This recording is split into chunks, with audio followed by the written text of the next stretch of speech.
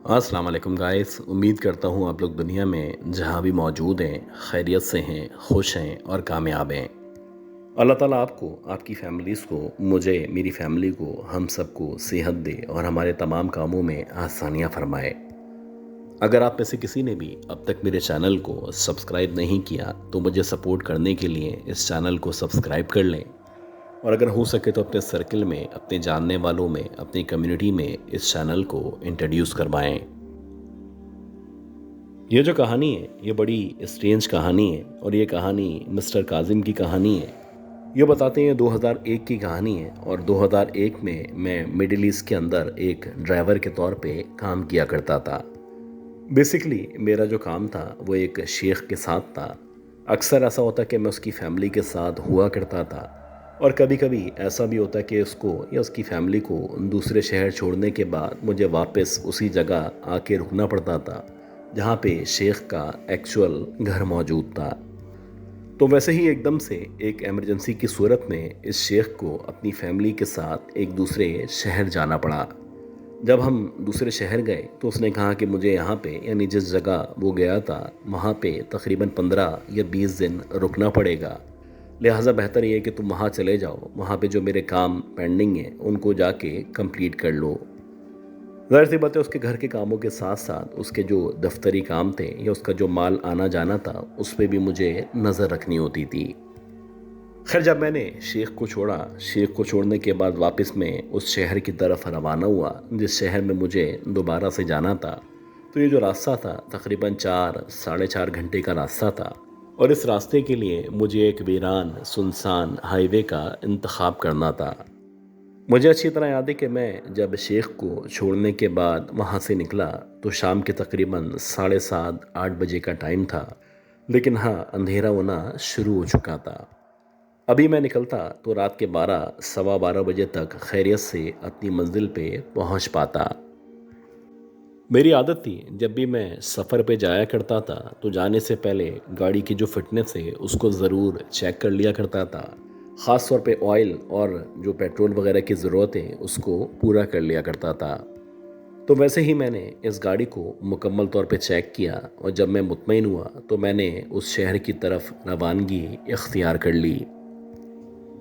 अच्छा, अगर आप उस दौर की बात करें तो उस दौर के मुकाबले में आज का जो दौर है वो बहुत आसान है। हाईवेज़ मज़ीद सिविलाइज हो चुके हैं, बहुत ज़्यादा लाइट्स वगैरह मौजूद हैं। इसके साथ साथ बहुत सारे स्टेशन हैं जहाँ पे आप रुक के क़याम कर सकते हैं।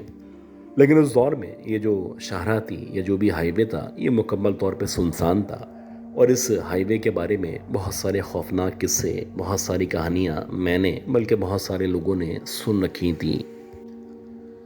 खैर जब मैं हाईवे पे मौजूद था मेरा ख्याल है कि मैंने आधे पौन घंटे का रास्ता तय कर लिया होगा। एकदम से मेरी गाड़ी ने झटके लेना शुरू कर दिए। ये किस वजह से हो रहा था और क्यों कर ये गाड़ी झटके ले रही थी ये सब मेरी समझ से बाहर था और फाइनली 15-20 मिनट मज़ीद चलने के बाद गाड़ी एकदम से हीट अप हुई और मैंने गाड़ी साइड में लगा के इसको चेक करना शुरू कर दिया।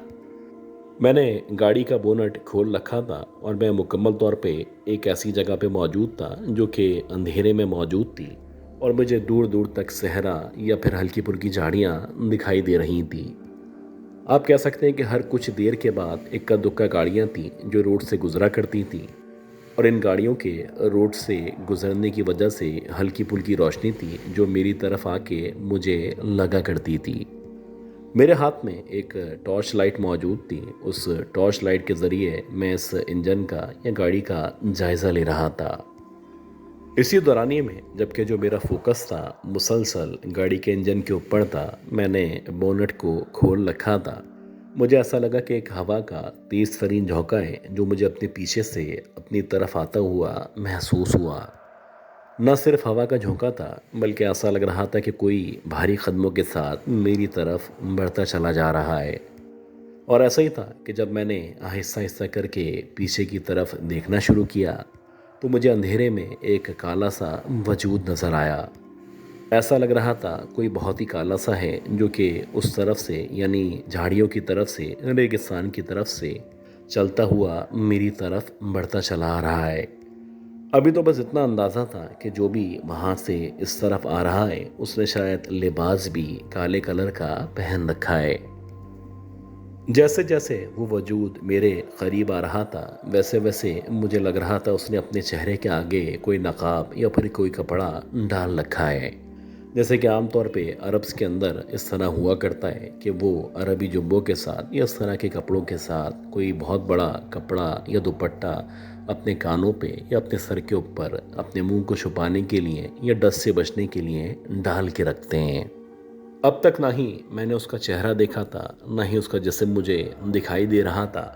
ہاں، آہستہ آہستہ کر کے جیسے ہی اس نے اپنے چہرے کو اوپر کی طرف اٹھانا شروع کیا تو اب وہ جو کپڑا تھا وہ کپڑا اس کے چہرے سے سرکتا ہوا ایک دم سے پیچھے ہونے لگا۔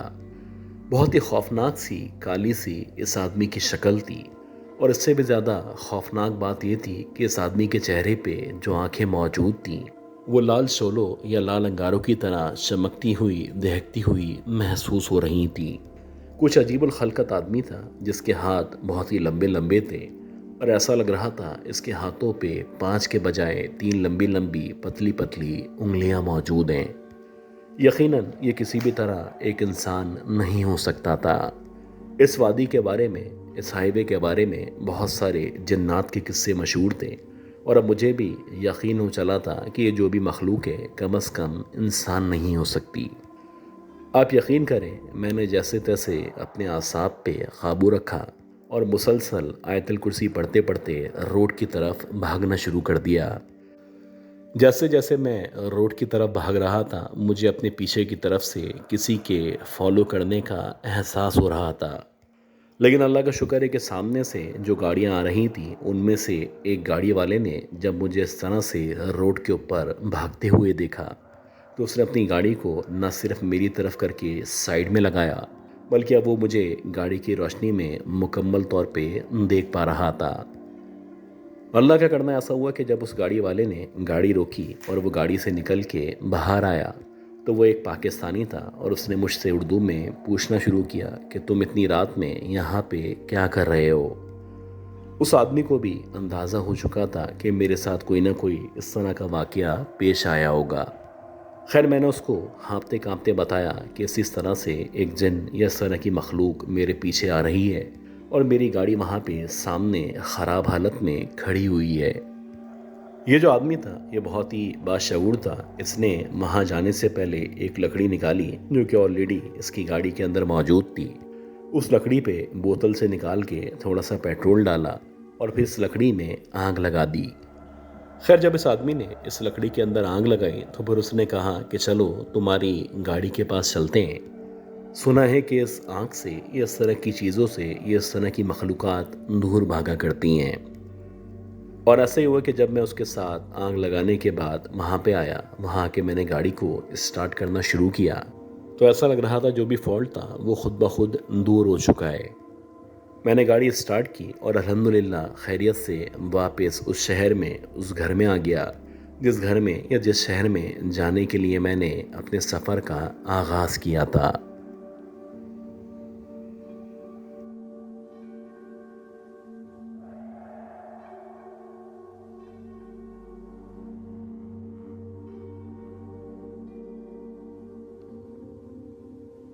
اچھا گائز، میں نے اکثر آپ لوگوں کے ساتھ اتر پردیش کی یا اس کے جو قریب اطراف میں گاؤں موجود ہیں وہاں کی بہت سارے قصے، بہت ساری کہانیاں شیئر کی ہیں، لیکن آج کی یہ جو کہانی ہے یہ بڑی ہی مختلف کہانی ہے، اور یہ کہانی ہمیں اتر پردیش انڈیا سے زید صاحب نے شیئر کی ہے۔ زید صاحب نے اس سے پہلے بھی ایک سٹوری شیئر کی تھی، لیکن کچھ وجوہات کی بنا پہ میں ان کی سٹوری کو اپنے چینل پہ نہیں شیئر کر سکا تھا۔ خیر اس سے پہلے کہ ہم زید صاحب کی سٹوری کی طرف بڑھیں، میں آپ لوگوں سے ریکویسٹ کرتا ہوں کہ اگر آپ نے اب تک اس آڈیو ٹیپ کو لائک نہیں کیا تو برائے مہربانی مجھے سپورٹ کرنے کے لیے اس آڈیو ٹیپ کو لائک کر دیں۔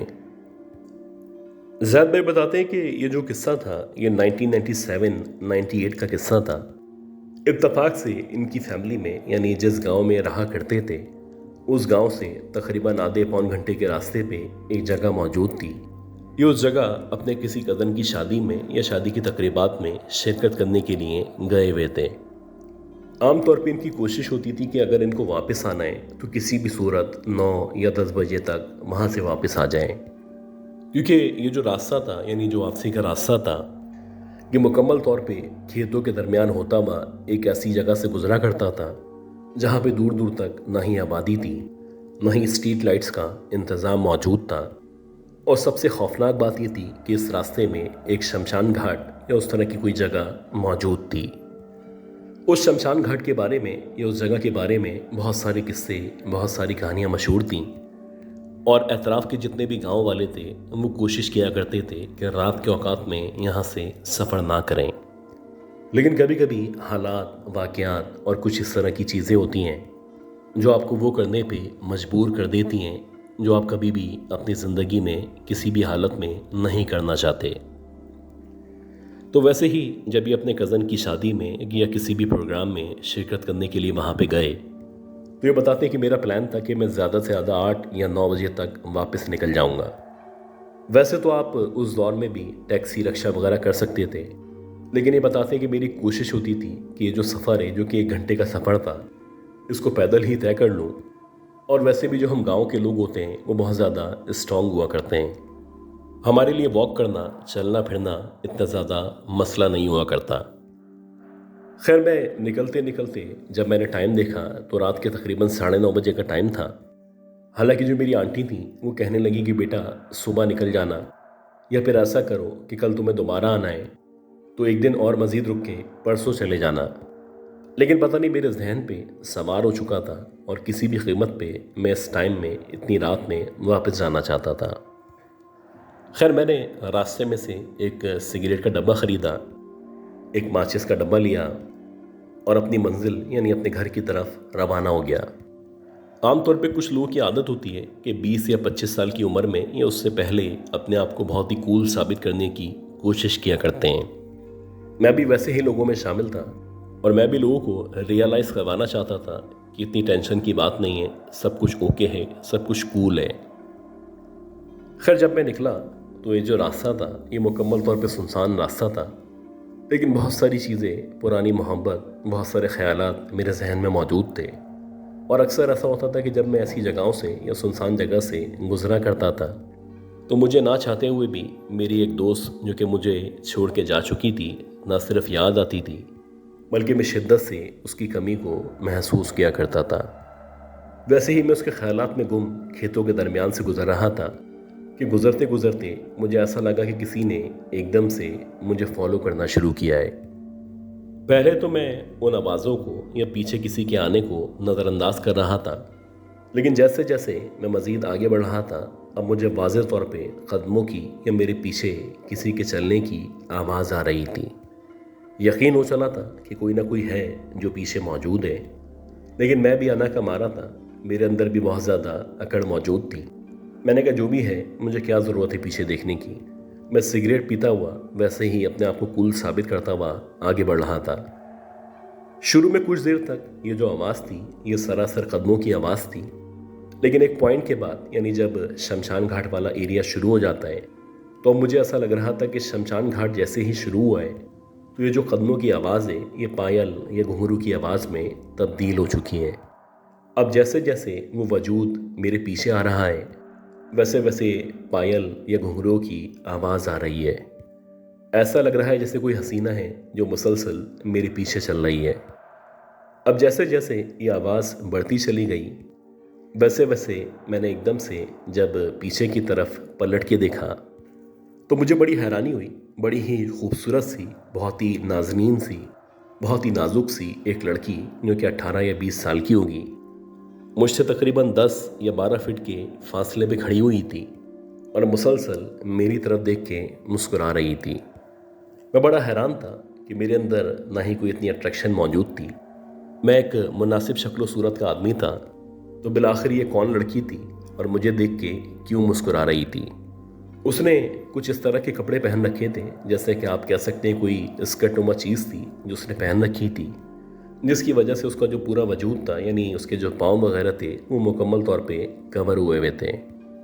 اسی دورانیے میں جب اس نے مسکرا کے دوبارہ سے میری طرف دیکھا تو میں نے اس سے پوچھا کہ تم کون ہو اور میرے پیچھے اتنی رات میں क्यों चलती चली आ रही हो। तो बजाय इसके वो मेरी बात का जवाब देती, उसने कुछ अजीब तरीके से शमशान घाट की तरफ इशारा किया। जैसे ही उस औरत ने शमशान घाट की तरफ इशारा किया और जब मैंने उस तरफ देखा तो कुछ अजीब सा मंजर देखा। मैंने देखा कि यही औरत, यही लड़की जिसने उधर देखने का इशारा किया है, वो दूसरी तरफ यानी जहाँ पे शमशान घाट मौजूद है वहाँ भी मौजूद है। एक लम्हे के लिए मुझे ऐसा लगा कि मेरे पैरों से ज़मीन निकल चुकी है। क्या ये एक दूसरे की हमशक्ल थीं या सरासर मुझे बेवकूफ़ बनाने की कोशिश की जा रही थी। इसी दौरानिए में जब मैंने दोबारा से उस पहली वाली लड़की को देखा तो अब की बार उस लड़की ने मेरे सामने सामने मेरी तरफ बढ़ना शुरू किया। हैरानकुन बात यह थी कि जैसे जैसे वो मेरी तरफ बढ़ रही थी वैसे वैसे उसका जो कद था वो ना सिर्फ बढ़ता चला जा रहा था बल्कि अब लग रहा था कि वो देखते ही देखते तकरीबन 8 या 9 फीट की लड़की में तब्दील हो चुकी है। मेरी समझ नहीं आ रहा था कि जो कुछ मैं देख रहा हूँ इसका हकीकत से ताल्लुक़ भी है या सरासर मेरा वहम है। इसी दौरानिए में जब मैंने दोबारा से उस शमशान घाट की तरफ देखा और जब मेरी नज़र उस वाली लड़की पे पड़ी तो मैंने देखा कि उस लड़की के जो पैर हैं वो वाज़े तौर पे दिखाई दे रहे हैं। और हैरानकुन बात ये थी कि उस लड़की के जो पैर थे वो ना सिर्फ उल्टे पैर थे बल्कि वो मुसलसल कुछ अजीब तरीके से मुझे देख के मुस्कुरा रही थी। एक अजीब कन्फ्यूजन थी कि मेरे साथ हो क्या रहा है। खैर मैं फ़ौरन से मुड़ा। अब मुझे अंदाज़ा हो चुका था कि जिन मखलूक़ात का हम गए वक्तों में अपने गांव वालों से, अपने बड़ों से सिर्फ तज़किरा सुना करते थे, आज मेरा सामना उसी पिछल पैरी या उसी करैक्टर चुड़ैल से हो चुका है। जितनी भी कुरानी आयत मुझे आया करती थी मैंने ज़ोर ज़ोर से उनकी तिलावत शुरू कर दी। जैसे तैसे गिरता पड़ता जब मैं अपने घर पहुंचा तो मुझे अच्छी तरह याद है कि मुझे बहुत शदीद बुखार हो चुका था और तकरीबन 1 से 1.5 हफ्ते तक मेरे ऊपर जो मस्जिद के इमाम साहब थे उन्होंने दम दुरूद किया।